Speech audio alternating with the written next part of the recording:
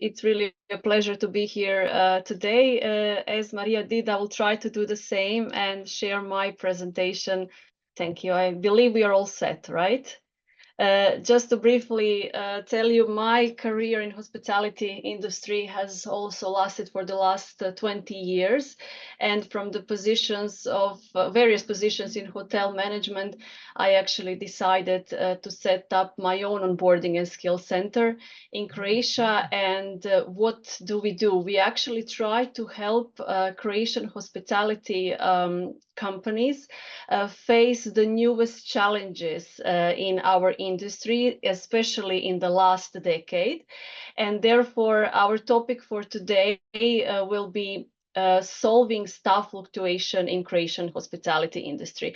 I'll be very happy to share some of our experiences, some of our results, and to see whether they fit the European context. But before we start and before we go on, I just wanted to ask everyone one brief question. What you have to do is actually just think about what your first answer to this question would be. What if staff training wasn't just a cost, but a best retention strategy? Whether you're inclined more, to replying yes, or you may be inclined to reply no, try to write it down for yourself as a first guess, as your initial attitude, and then by the end of the presentation we'll try to see whether your opinion has changed.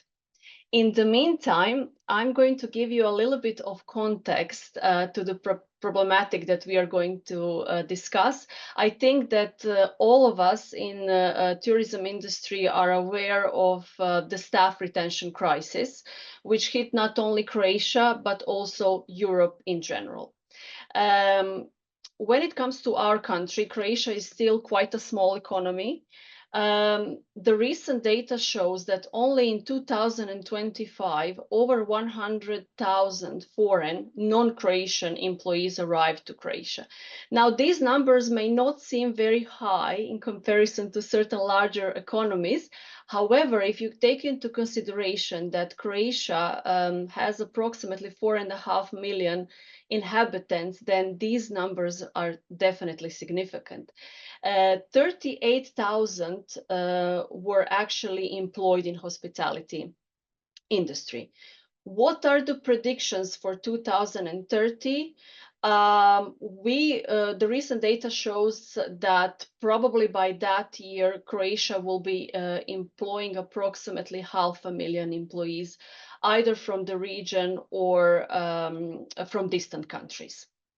You probably wonder what would be top source countries where our staff employees come from, because obviously there's no enough, there's no a large number of local professionals, hospitality professionals, to cover the needs and the high demand for workforce. Those countries are, as you may imagine, Bosnia and Herzegovina, Serbia, which is very logical in a sense because they are neighboring countries. We share similar culture, language, and when it comes to distance, they are, basically on the border with Croatia. However, along with these countries from the region, from the Balkans, a large portion of these employees arrive from distant countries. Nepal, the Philippines, India, Bangladesh, not necessarily in this order, but we're talking about the countries where we already have a certain cultural disconnection. It's a big change, both for the locals and for the newcomers. So there's a big difference in culture. Of course, there's a language barrier. So it really adds to the picture of this problematic. When we look at the European context, we are aware that the numbers of employees in hospitality sector in a very narrow sense are currently still 3% below the pre-pandemic level. If we take into consideration tourism as a sector in a very broad sense, we're talking about probably somewhere between 5.6 all up to 10 million employees across Europe.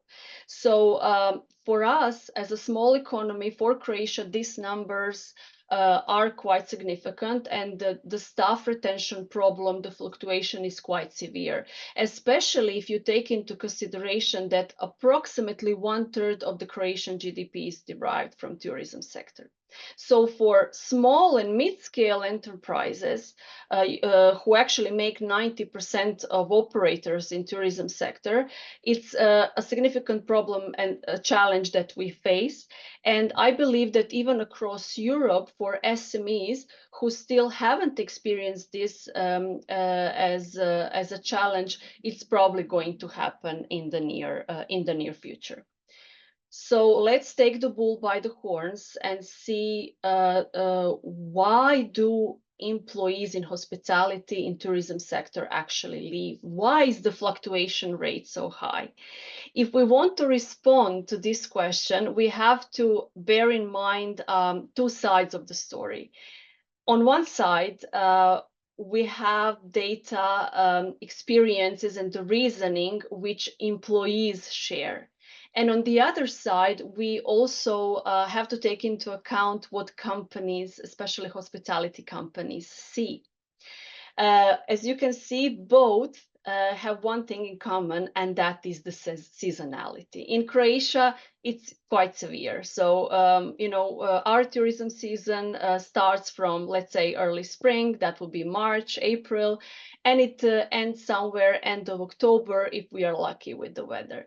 So it presents a certain obstacle for employers. Of course, very often they're not able to offer full year contracts.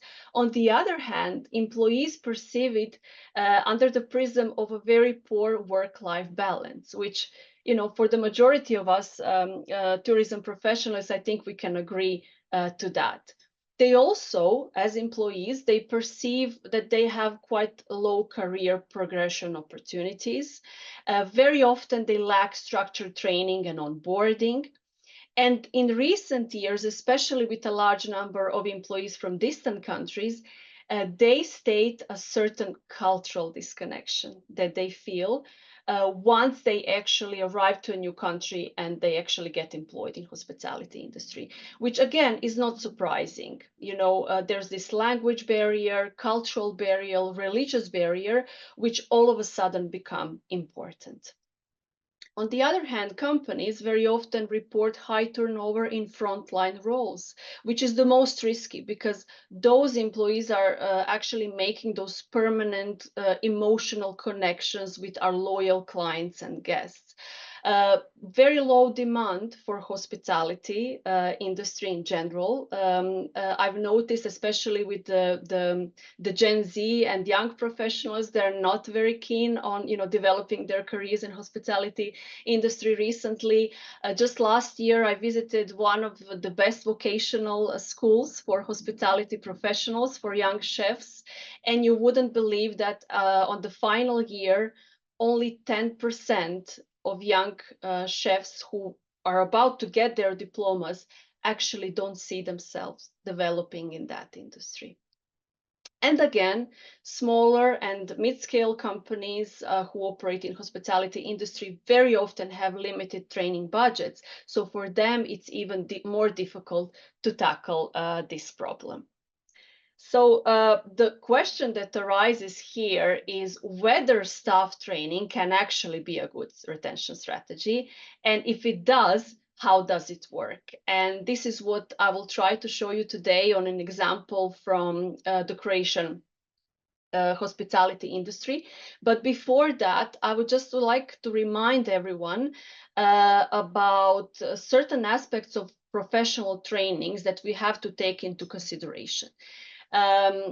Let's say from already 20 years ago, it was very obvious that there is this one crucial component of every professional training in tourism and hospitality industry, and that one is the skill training component. I think we can all agree.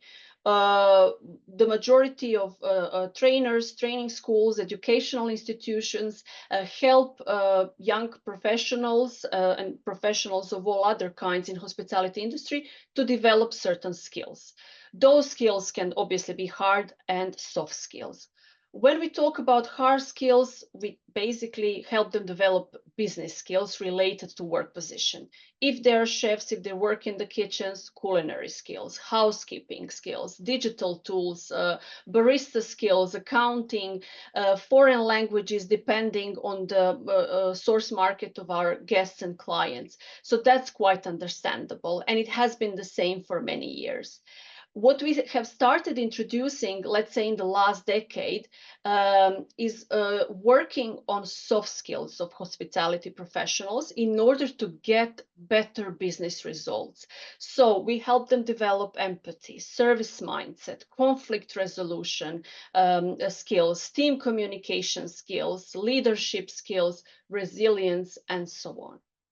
But all this actually was not enough, or it proved not to be enough, in order to tackle the problem of retention and the very high rate of fluctuation, especially in the last 5 years when we have a very high rate of employment from distant countries. So there was one crucial component which was actually missing, and that component was this cross-cultural training component. You probably wonder, why is it so significant? It actually proved to be a key, it has a key role in trainings nowadays, because it's actually targeting two crucial groups of employees. First, the new employees, the so-called recent hires, depending on whichever country they come from.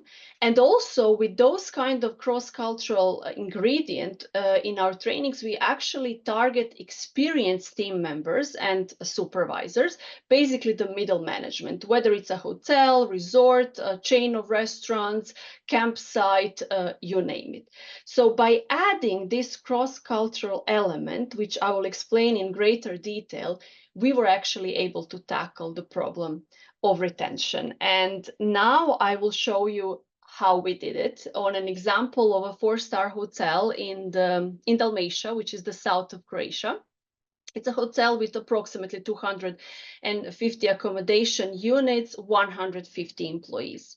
What happened to them in 2024 is that they had a very high fluctuation rate, which means that only in that year, they had to employ 28 new employees from Nepal. And the expected turnover risk for the first season of their work was that they will lose approximately half of these employees in the first 3 months of employment. After our onboarding program, the retention rose almost to 85%, which is quite high. So what did we do? We actually implemented a specific training for the staff targeting those two groups I mentioned with very, very specific modules. The first of them, not by coincidence, was cultural awareness.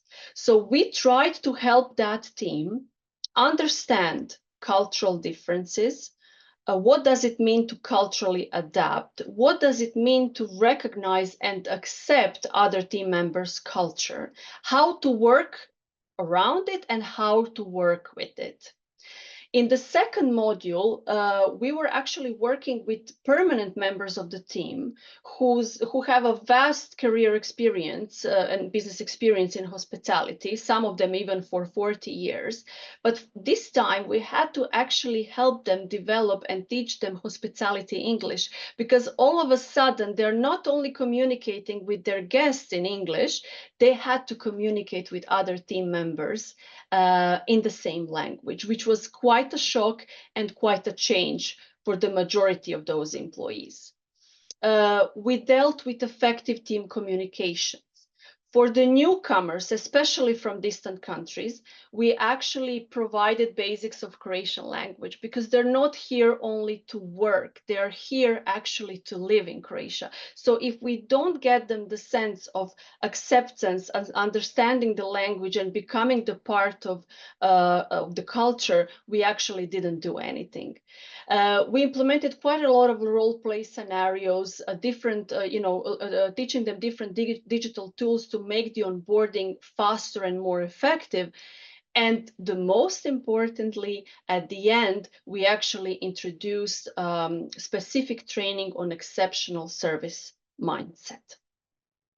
The results at first were quite surprising, because one rate which kind of rocketed was basically the guest satisfaction rate. And this is something what we didn't even expect with this kind of training. So it was quite a large benefit for the employer, for the hotel. 28% increase in guest satisfaction. We measured it on the level of 5 months via portals like booking.com, Google, and direct hotel booking website. Through the questionnaires, we were able to measure the team cohesion and their satisfaction with team cohesion, which again risen by 40%. And at the end of the day, the most important result, not only in this hotel, but in many other after, was lower turnover rate and higher retention rate, which we measured on yearly basis, which means that approximately 24 of these employees actually remained employed even for the next year. What can you do if you want to have the same or try out the same scenario? What we would recommend as a training center to all SMEs facing similar challenges is to start small. To start at least to implement a very simple onboarding and learning programs, to have them as a standardized service already within the company. We understand that not many companies and not all systems will also have already developed educational departments and developed trainings. However, you can always partner locally, which means partner with training centers, consultants, universities that can actually provide the service. And what's most important, probably as the step 3, is investing in empathy. I've recently read, and I believe it's a fact, that even the luxury segment in hospitality industry will definitely rely on building emotional connections with guests and clients. And only in those kind of conditions we will be able to actually produce and get the proper business results. Therefore, the role of empathy will be significant in the years to come, and how to invest in it were basically with targeted trainings. Before we head on with some of your questions and maybe a short discussion, I would just like to conclude there are many benefits of cross-cultural trainings. However, one which I would like to point out is that this type of training builds loyalty and confidence among staff that arrive from other countries and have to adapt culturally to a new surrounding. I think we can all agree and maybe conclude that retention is definitely not solved through enhanced recruitment, but through specific training. And before we finish, I would just like to take this opportunity and briefly, if I may, show you one interesting video, which is like a recap of everything what we do and which steps we take to tackle this kind of challenge in the industry.